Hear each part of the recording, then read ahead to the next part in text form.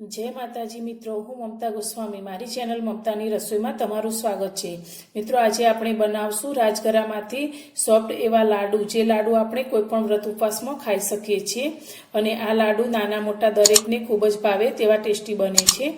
तो लाडू बनाववा माटे मैं अत्यारे 250 ग्राम जेटलो आ रीतनो झीणो राजगरो लीधो छे। राजगरो झीणो अने मोटो बे रीते आवे छे। तमे कोईपण राजगरानो उपयोग करी अने आ लाडू बनावी शको छो। तो आपणे आ राजगरो जे लीधो छे तेनी अंदर विटामिन सी, विटामिन ए अने विटामिन ई, के, B6 जेवा घणा बधा विटामिन्स खूब ज सारा प्रमाणमां होय छे अने साथे साथे प्रोटीन, मेग्नेशियम, फॉस्फरस अने आयरन जेवा तत्वो पण वधारे होय छे अने केल्शियम पण खूब ज वधारे प्रमाणमां होय छे, जेथी आ राजगरो खावाथी हाडकां पण आपणा मजबूत थाय छे अने जे लोकोने डायाबिटीस होय तेमने पण आ राजगरानो उपयोग करवाथी खूब ज वधारे फायदो करे छे अने आमां फाइबर पण खूब ज सारा प्रमाणमां होय छे अने जे लोकोनुं लोही ओछुं होय तेमने लोही वधारवा माटे पण आ राजगरो उपयोगी छे। तो आपणे आ खूब ज विटामिनोथी भरपूर अने गुणकारी एवा राजगरामांथी लाडू बनावशुं। तो आ लाडू आपणे बनाववा माटे पहेला तो आ राजगराने शेकीशुं। આપણે ગેસ પર એક મોટી કડાઈ મૂકીશું અને ગેસ ચાલુ કરી અને આ કડાઈને સારી રીતે ગરમ થવા દઈશું। આપણે જે રાજગરો લીધો છે તેને આપણે આ કડાઈની અંદર શેકી અને તેની ધાણી કરવાની છે। તો અત્યારે આપણે જે 250 ગ્રામ રાજગરો લીધો છે તેમાંથી આપણે થોડો થોડો એડ કરી અને આ ધાણી ફોડીશું। આપણે બધું એકસાથે નથી કરવાનો। તો અત્યારે મેં આ રીતે એક નાની વાટકી જેટલો રાજગરો લઈ લીધો છે ने अपनी आ कढ़ाई पण सारी रीते हवे गरम थई गई छे। तो आपणे आ राजगरो आनी अंदर लई लईशुं अने तेने आपणे आ रीते शेकीशुं। हवे आपणे गैसनी फ्लेमने थोड़ी धीमी करी लईशुं अने आ रीते हलावीशुं। तो आ रीते आपणे उपरथी फूटी अने बहार न निकळे तेना माटे आ रीतनुं एक वासण उपर ढांकी राखीशुं अने वच्चे आ रीते हलावशुं, जेथी सरस रीते आपणी धाणी सारी रीते फूटी जशे।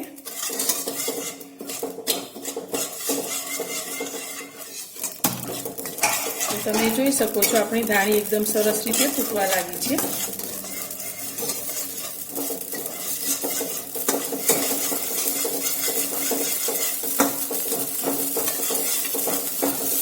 આ રીતે આપણી બધી ધાણી ફૂટી ગઈ છે। તો હવે આપણે ગેસને બંધ કરી દઈશું અને આ જે ફૂટેલી ધાણી છે તેને આપણે એક બીજા વાસણમાં કાઢી લઈશું ને આ જ રીતે આપણે જે બધો રાજગરો લીધો છે તેની ધાણી તૈયાર કરી લઈશું।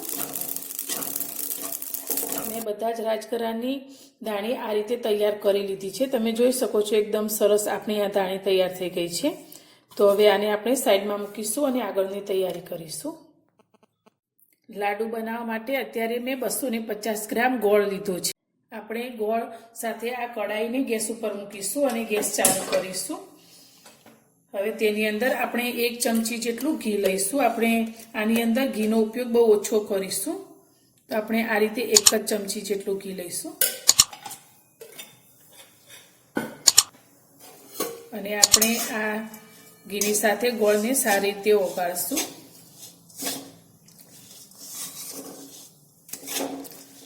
ઘણીવાર આ લાડુ બનાવતી વખતે ગોળનો પાયો એકદમ કડક કરી અને આ લાડુ બનાવવામાં આવે છે, પરંતુ આજે આપણે આ લાડુ सॉफ्ट राखवाना छे जेथी मोटी उमरना लोको पण खाई सके। तो तेना माटे आपणे आ गोळनो पायो एकदम वधारे कड़क नथी करवानो। आपणो आ गोळ सारी रीते ओगळे त्यां सुधी आपणे तेने गरम करीशुं।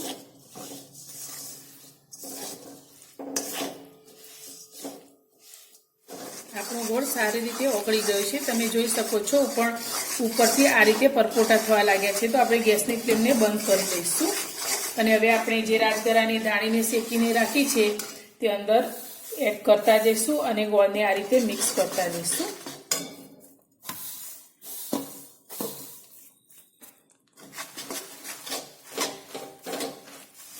આપણે ગેસને બંધ કર્યા પછી જ આ પ્રોસેસ કરીશું। તો આ રીતે આપણે બધી ધાણીને અંદર એડ કરી દઈશું।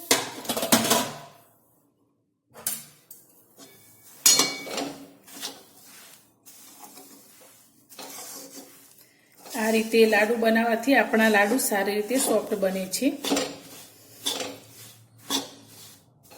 अने आ लाडू ने तमे कोईपण व्रत उपवास होय તેમાં ખાઈ શકો છો. અને ઉપવાસ વગર પણ આ લાડુ એટલા ટેસ્ટી લાગે છે કે બાળકો પણ ખાશે. તો આ રીતે બધું જ આપણે બરાબર મિક્સ કરી લીધું છે. હવે આમાંથી આપણે લાડુ તૈયાર કરીશું. આપણું આ મિશ્રણ થોડું ગરમ હોય ત્યારે જ આપણે આ લાડુને વાળી લઈશું. તો આપણે હાથને પહેલાં થોડો ઘીથી આ રીતે પ્રેસ કરી લઈશું. હવે આમાંથી થોડું મિશ્રણ આપણે આ રીતે હાથમાં લઈશું.